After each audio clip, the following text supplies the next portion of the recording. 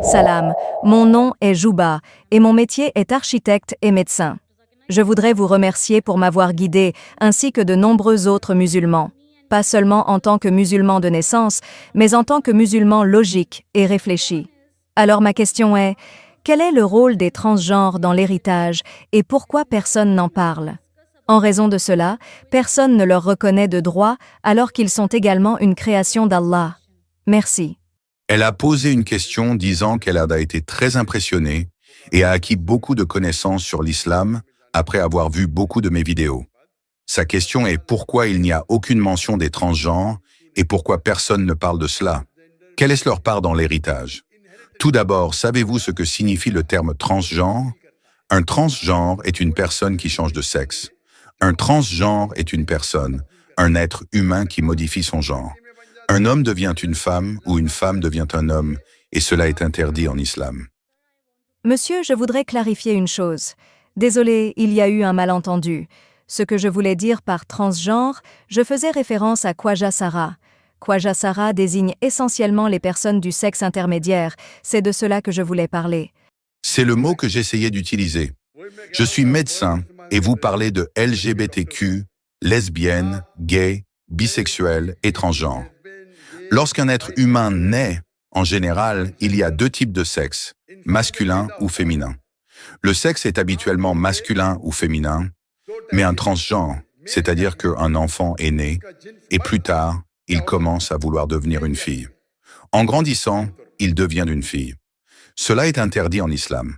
Un garçon qui veut devenir une fille, ou une fille qui veut devenir un garçon, c'est interdit.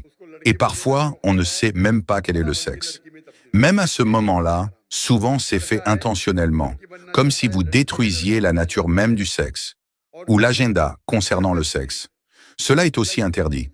Ce que vous faites, c'est détruire l'ordre du sexe. Nous avons un terme en urdu, égalité, mais je ne connais pas le terme exact. Je crois que dans votre pays, au Pakistan, vous avez un mot pour cela? Khwaja Sara? Oui, Khwaja Sara est aussi un terme que nous utilisons.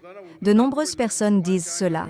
C'est pour cela que je disais en urdu que vous avez utilisé un terme, mais je ne le connais pas. Mon urdu est faible.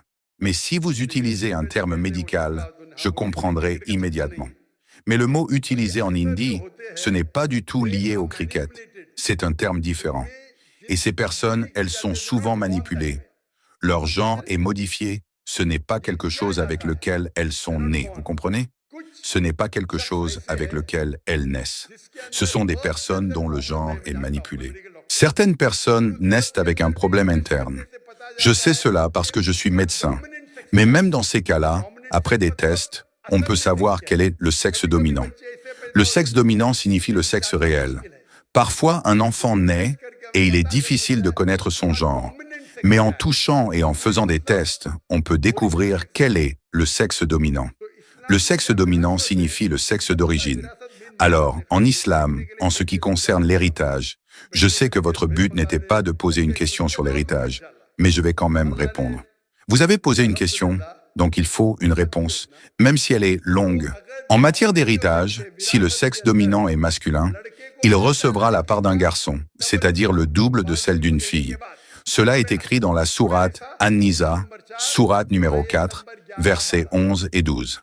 Il y a plusieurs endroits où il est question d'héritage, mais le principal verset du Coran est la sourate An-Nisa, verset 11.